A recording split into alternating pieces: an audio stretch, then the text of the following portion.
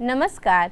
राज्य शिक्षा शोध एवं प्रशिक्षण परिषद बिहार पटना में आपका पुनः स्वागत है। बच्चों, पिछली कक्षा में हमने मातृभूमि नामक अरुण कमल की एक कविता का अंश पढ़ा था। आगे के अंशों को आज की कक्षा में हम पुनः जारी रखेंगे। तो आइए अरुण कमल लिखित मातृभूमि कविता का पुनः एक बार वाचन करते हैं और जिन अंशों से हमने पिछली कक्षा में अपनी बात समाप्त की थी वहाँ से आज हम इसे पुनः जारी रखेंगे। कविता का मैं पुनः वाचन करती हूँ। कवि कहते हैं, आज इस शाम जब मैं भींजता खड़ा हूँ आसमान और धरती के बीच, तब अचानक मुझे लगता है यही तो तुम हो मेरी माँ, मेरी मातृभूमि। धान के पौधों ने तुम्हें इतना ढक दिया है कि मुझे रास्ता तक नहीं सूझता, और मैं मेले में खोए बच्चे सा दौड़ता हूँ तुम्हारी ओर। जैसे वह समुद्र जो दौड़ता आ रहा है, छाती के सारे बटन खोले हाहाता, और उठती है शंख ध्वनि कंदराओं के अंधकार को हिलोड़ती। ये बकरियां जो पहली बूंद गिरते ही भागी और छिप गई पेड़ की ओट में। सिंधु घाटी का वह सांड चौड़े पट्टे वाला जो भीगे जा रहा है पूरी सड़क छेके। वे मजदूर जो सोख रहे हैं बारिश मिट्टी के ढेले की तरह। घर के आंगन में वो नवोढ़ा भीगती नाचती और काले पंखों के नीचे कौवों के सफ़ेद रोए तक भीगते, और इलायची के छोटे छोटे दाने इतने प्यार से गुत्थम गुत्था। ये सब तुम ही तो हो। कई दिनों से भूखा प्यासा तुम्हें ही तो ढूंढ रहा था चारों तरफ। आज जब भीख में मुट्ठी भर अनाज भी दुर्लभ है, तब चारों तरफ क्यों इतनी भाप फैल रही है गर्म रोटी की। लगता है मेरी माँ आ रही है नक्काशीदार रुमाल से ढकी तस्तरी में।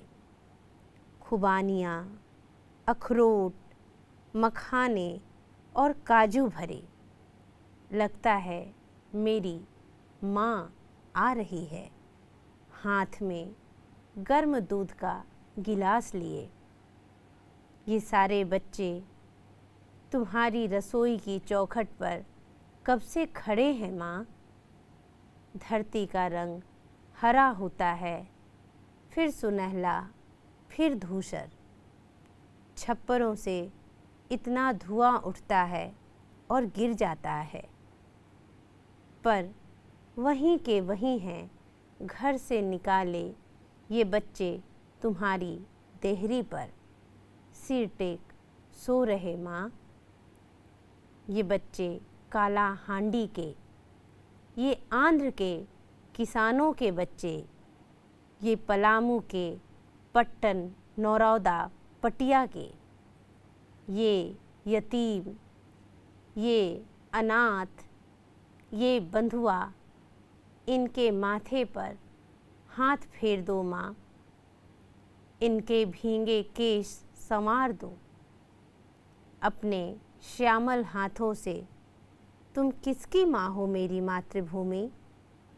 मेरे थके माथे पर हाथ फेरती तुम ही तो हो, मुझे प्यार से तकती और मैं भींज रहा हूँ।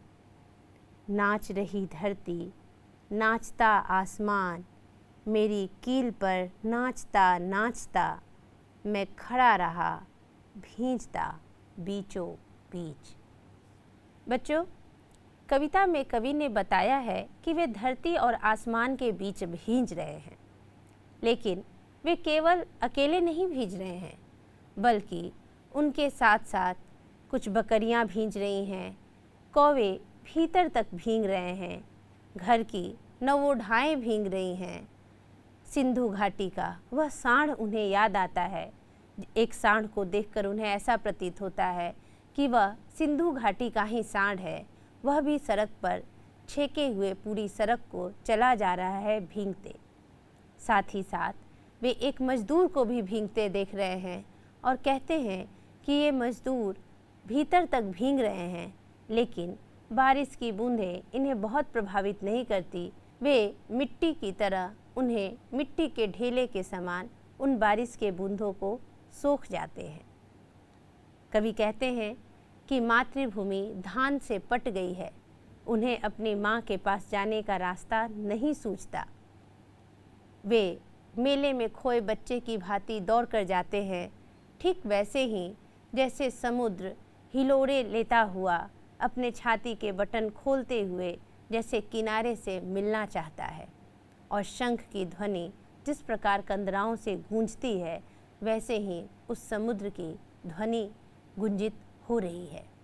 आगे कवि कहते हैं, कई दिनों से भूखा प्यासा तुम्हें ही तो ढूंढ रहा था। कवि कहते हैं, माँ, मैं कई दिनों से भूखा प्यासा था और तुम्हें ही तो ढूंढ रहा था। चारों तरफ आज जब भीख में मुट्ठी भर अनाज भी दुर्लभ है, तब चारों तरफ क्यों इतनी भाप फैल रही है गर्म रोटी की। कवि कहते हैं कि माँ, मैं भूखा प्यासा था और चारों तरफ तुम्हें ढूंढ रहा था, क्योंकि तुम मेरी मातृभूमि हो, वह मातृभूमि जहाँ अन्न उपजाया जाता है। आज भीख में मुट्ठी भर अनाज भी दुर्लभ हो गया है माँ, लेकिन देखो ये चारों तरफ इतनी भाप फैल रही है गर्म रोटी की। यानी कई घर ऐसे भी हैं जहाँ गर्म गर्म रोटियां बन रही हैं और ये भाप उन्हीं की है, उन्हीं के घर से आ रही है। लेकिन कुछ लोग ऐसे भी हैं जिन्हें भीख में मुट्ठी भर अनाज भी नहीं नसीब हो रहा। माँ, तुम तो मेरी मातृभूमि हो ना। तुम्हारी धरती पर, तुम्हारे सीने पे कितनी फसलें हैं, फिर ऐसी असमानता क्यों माँ? मैं जब तुम्हें देखता हूँ तो ऐसा लगता है मेरी माँ आ रही है नक्काशीदार रुमाल से ढकी तस्तरी में। जब मैं तस्तरी में देखता हूँ तो वहाँ खुबानियाँ, अखरोट, मखाने और काजू भरे पड़े हैं और वे एक नक्काशीदार रुमाल से ढके हुए हैं। उस तस्तरी में माँ मुझे खुबानियाँ, अखरोट, मखाने और काजू नहीं दिखते, बल्कि उनमें मुझे तुम दिखती हो माँ। लगता है मेरी माँ आ रही है, हाथ में गर्म दूध का गिलास लिए। कवि कहते हैं कि जब हाथों में गर्म दूध का गिलास लिए माँ तुम आती हो, तो मुझे ऐसा लगता है कि स्वयं मेरी मातृभूमि वह गर्म दूध का गिलास लिए हुए साक्षात सामने खड़ी है। लेकिन यह क्या माँ, ये सारे बच्चे तुम्हारी रसोई की चौखट पर कब से खड़े हैं माँ? कवि कहते हैं, माँ तुम देखो और बड़े ध्यान से देखो कि तुम्हारी रसोई की चौखट पर और कौन खड़ा है। केवल मैं नहीं खड़ा हूँ, ये सारे बच्चे भी तुम्हारे हैं जो तुम्हारी रसोई के चौखट पर कब से खड़े हैं। माँ तुम सभी बच्चों को देखो, केवल तुम्हारी तस्तरी में नक्काशीदार रुमाल से ढके हुए खुबानियाँ, अखरोट, मखाने, काजू और हाथों में गर्म दूध का गिलास सिर्फ हमारे लिए नहीं है। और भी कई बच्चे हैं माँ, जो तुम्हारी रसोई की चौखट पर न जाने कब से खड़े हैं। धरती का रंग हरा होता है, फिर सुनहला, फिर धूसर। कवि कहते हैं कि पहले फसलें लहलहाती हैं, फिर वह पककर सुनहली हो जाती हैं और फिर काट ली जाती हैं और वह ज़मीन धूसर हो जाती है। कवि कहते हैं कि माँ, तुम्हारी ज़मीन से जो फसलें लहलहाती हैं और पककर सुनहली होती हैं और जब काट कर जिन घरों में वह जाती हैं, वह हर घर को यह फसल नहीं मिलती माँ। यह अनाज सभी बच्चों के हिस्से में नहीं आता।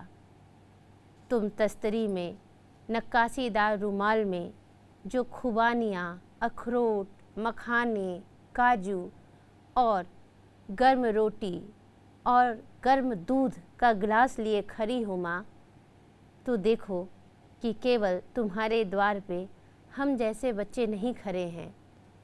तुम्हारी रसोई की चौखट पर और भी कई बच्चे खड़े हैं और न जाने कब से वह अपना सिर टेके वहीं तुम्हारी देहरी पर सो रहे हैं।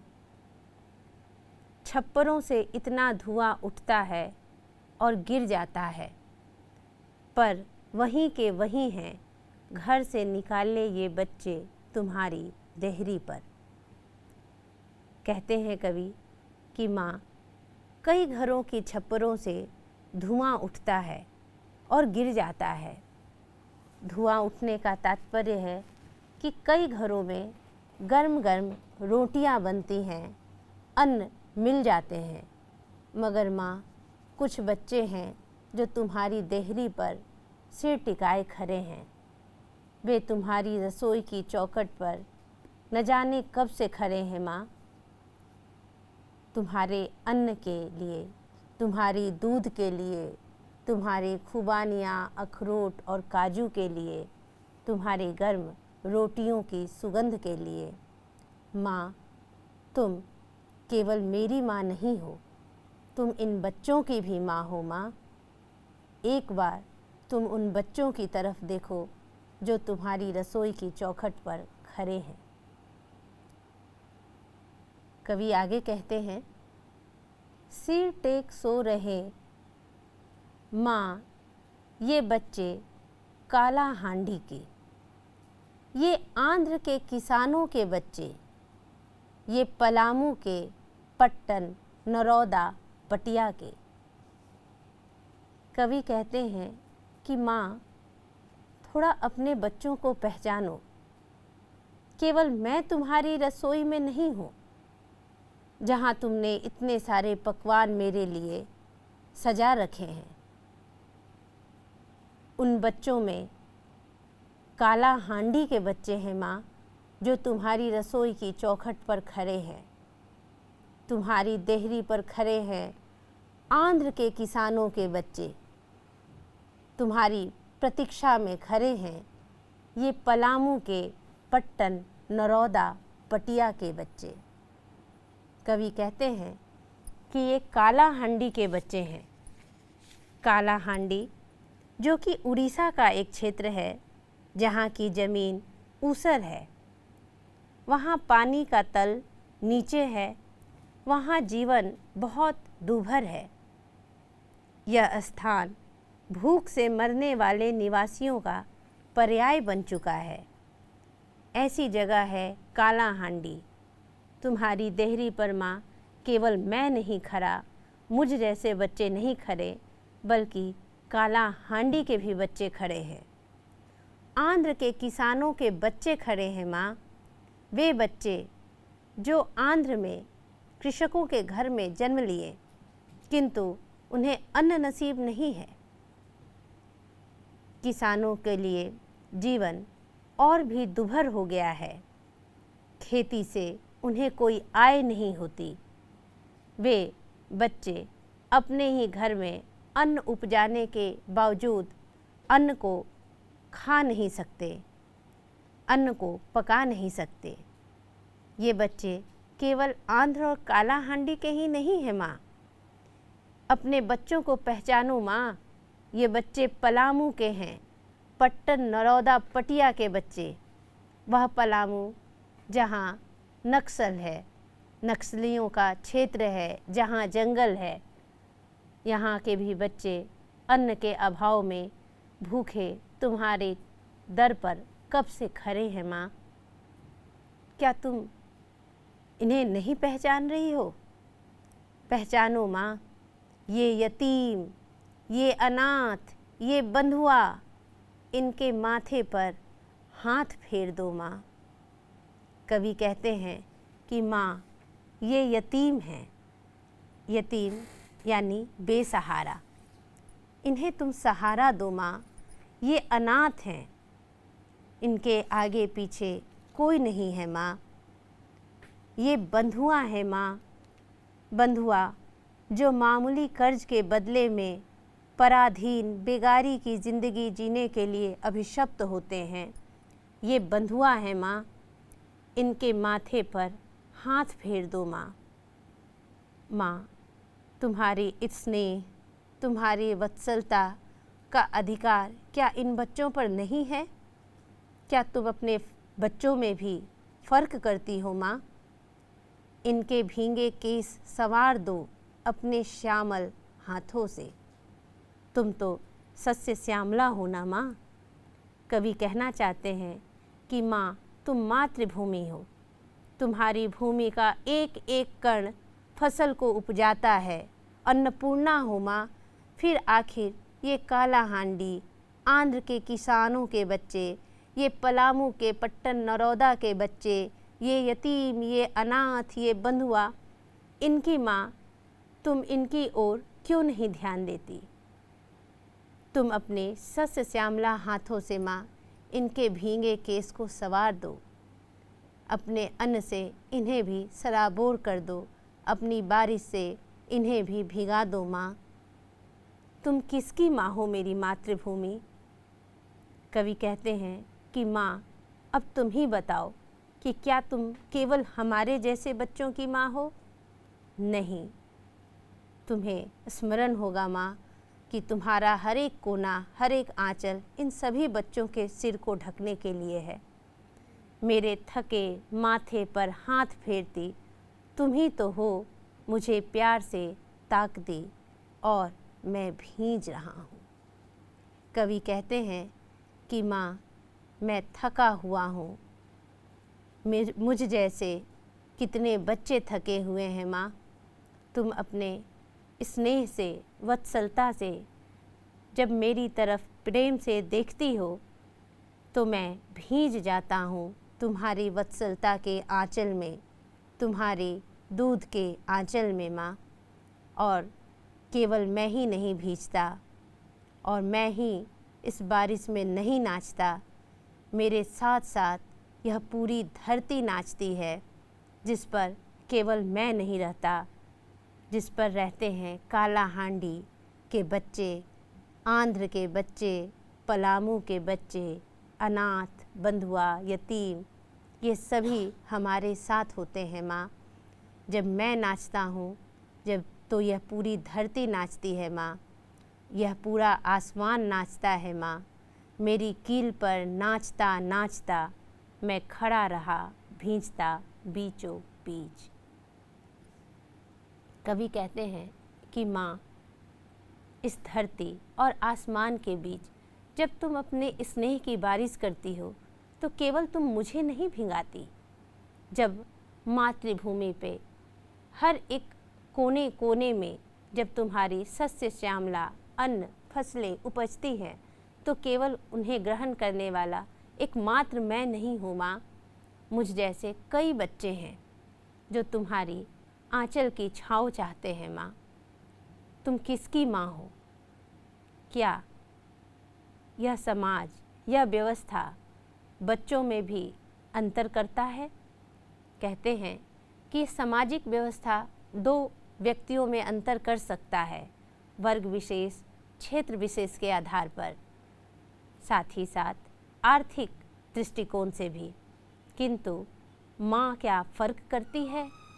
तुम तो मातृभूमि हो, तुम्हें तय करना है कि तुम किसकी माँ हो, किसी खास वर्ग विशेष की, किसी खास आर्थिक रूप से सशक्त व्यक्ति की, या फिर धरती का एक एक कोना पर, धरती के संपूर्ण कोने में जो बच्चे यतीम हैं, अनाथ हैं, उन क्षेत्रों की भी तुम माँ हो जहाँ पे अन्न नहीं उपजाए जा सकते हैं। कवि कहते हैं कि माँ, यह तुम्हें तय करना है कि तुम किसकी माँ हो। तुम मातृभूमि हो माँ, इस धरती पर रहने वाले हर एक बच्चे की तुम माँ हो। जिस तरह तुम मुझे भिगो रही हो माँ, वैसे ही तुम प्रत्येक बच्चे को भिगो दो, यहाँ तक कि काला हांडी के, आंध्र के किसानों के, पलामू के बच्चों को, यतीम, अनाथ, बंधुआ, हर किसी के बच्चे को माँ अपने आंचल में शरण दो माँ। अपने अन्न से, अपने सस्य श्यामला से सबको पल्लवित करो माँ, सबको पुष्पित करो। बच्चों, हमने कविता को पढ़ा और कविता के अर्थ को जाना और साथ ही साथ गूढ़ अर्थों को भी जाना। चूँकि अरुण कमल का एक परिचय ही है कि वे खेतों और बधारों के कवि हैं, साथ ही साथ वे जन साधारण की बात करते हैं। हमने पढ़ा था कि अरुण कमल की लेखनी में एक शालीनतापूर्वक विद्रोह है। जब वे कहते हैं कि तुम किसकी हो माँ, तो यहाँ वे सवाल करते हैं इस समाज से, इस व्यवस्था से, कि कहीं बहुत अधिक है और कहीं बहुत कम। आखिर ऐसा क्यों है? कुछ लोग के जीवन में अभाव ही अभाव है और कुछ लोगों के जीवन में संपूर्णता से वे भरे पड़े हैं। ऐसी विषमता, ऐसी विपन्नता क्यों फैली हुई है चारों तरफ?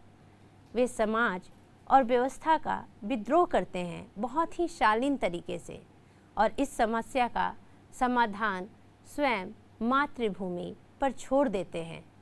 वे बताना चाहते हैं कि ये मातृभूमि बटी हुई नहीं है, ये सभी के लिए है, सभी के लिए। तो बच्चों, हमने संपूर्ण कविता को पढ़ लिया है, उसके अर्थ को भी जान लिया है, साथ ही साथ कुछ गूढ़ अर्थ भी थे, कुछ समसामयिक बातें भी थी, उन सभी पे हमने ध्यान दिया और सब पर एक एक करके हमने चर्चा की।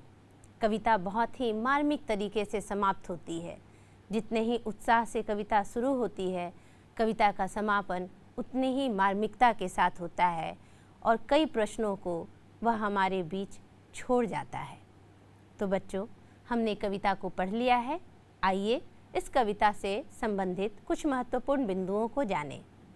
स्क्रीन पर आपको कुछ महत्वपूर्ण बिंदु दिखाई दे रहे होंगे, जिनमें सबसे प्रमुख बिंदु है माँ एवं मातृभूमि की छवियों का एकाकार। कवि ने माँ और मातृभूमि में कई पंक्तियों के माध्यम से माँ को मातृभूमि में और मातृभूमि को माँ के रूप में एकाकार कर दिया है।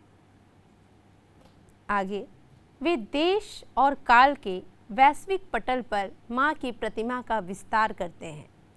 वे बताना चाहते हैं कि ये बच्चे केवल देश और काल से सीमित नहीं हैं। यह समस्या केवल भारत की नहीं है, किसी एक भूभाग की समस्या नहीं है। अगर हम अपनी दृष्टि को और विस्तारित करें तो वैश्विक पटल पर यह समस्याएं दिखाई देंगी और उस समस्या का समाधान भी वैश्विक होना होगा, यानी माँ की प्रतिमा का विस्तार करना होगा। आगे वे कहते हैं, कविता में काला हांडी, पलामू और नरौदा पट्टियों का उल्लेख कवि ने किया है। काला हांडी के विषय में मैंने बताया था कि काला हांडी उड़ीसा का एक क्षेत्र है और साथ ही साथ पलामू और नरौदा पट्टियों का भी उन्होंने उल्लेख किया है कविता में। कृषि कर्म से जुड़े किसानों की दुर्दशा का अप्रत्यक्ष वर्णन है। कृषि कर्म करने वाले किसानों की स्थिति और दयनीय होती जा रही है दिन प्रतिदिन। यह व्यंजित रूप में कविता के संदर्भ में आया है।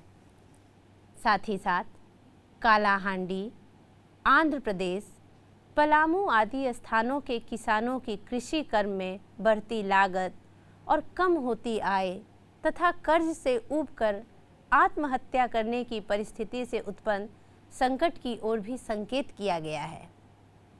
जब बच्चे को अनाथ कह रहे हैं, वहाँ बच्चे अनाथ क्यों हो रहे हैं?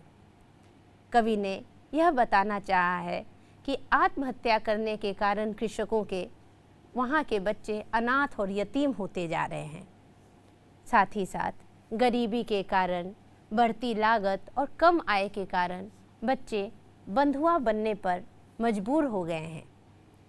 कुछ क्षेत्र ऐसे भी हैं जहाँ की धरती और ज़मीन ही फसल के लिए उपजाऊ नहीं है। वहाँ बच्चे भूख से तड़प रहे हैं। आगे के महत्वपूर्ण बिंदु में देख सकते हैं, भूखे किसान, यतीम, बंधुआ और अनाथ का रूप बनते जा रहे हैं। समसामयिक कविता का यह एक दुर्लभ उदाहरण है। आगे के महत्वपूर्ण बिंदुओं में हम देखेंगे कि निराशा एवं अभावग्रस्त जीवन में आशा रूपी किरण का प्रकाश। कविता को जब हम पढ़ते हैं तो प्रतीत होता है कि केवल समस्या नहीं है, कहीं ना कहीं समाधान की एक किरण भी दिखाई पड़ती है। जब पंक्ति में कवि कहते हैं कि माँ तुम इन बच्चों के भी सिर पर हाथ फेर दो, इनके भी केस संवार दो माँ, तब यहाँ कहीं ना कहीं एक आशा की किरण दिखती है। आगे के महत्वपूर्ण बिंदु में है मातृभूमि रूपी माँ का स्नेह, ममत्व, प्यार भरे स्पर्श की आकांक्षा। कवि मातृभूमि को माँ मानते हैं और माँ का स्नेह, ममता, प्यार भरे स्पर्श की आकांक्षा वे पूरी पंक्तियों के माध्यम से दिखाते हैं। भाषाई कौशल की अगर चर्चा करें, जो कि महत्वपूर्ण एवं आखिरी बिंदु है, तो कवि ने अपने क्षेत्र की गवई बोली का भी प्रयोग किया है। साथ ही साथ नगरीय सभ्यता के लिए शिष्ट शब्दों का भी प्रयोग किया है। अपने क्षेत्र की गवई बोली के रूप में उन्होंने अपने आप को भींजना शब्द का प्रयोग किया है।